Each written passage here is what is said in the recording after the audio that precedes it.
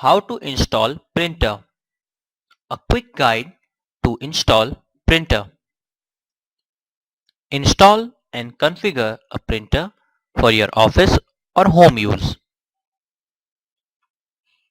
Go to Start menu, Settings and Printers and Faxes.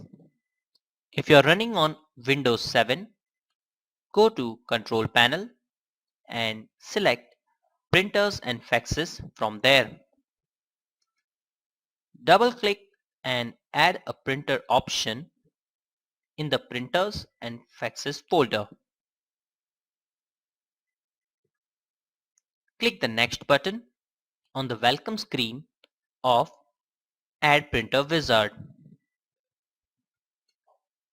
Select the local printer and click on the Next button.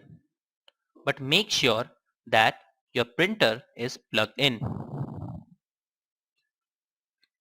Select a port from the drop-down menu and click on the Next button. Select the manufacturer and printer and then click the Next button. Specify a name for the printer and settings for using the printer as a default printer. If you want to share the printer on the network, click on the Next button.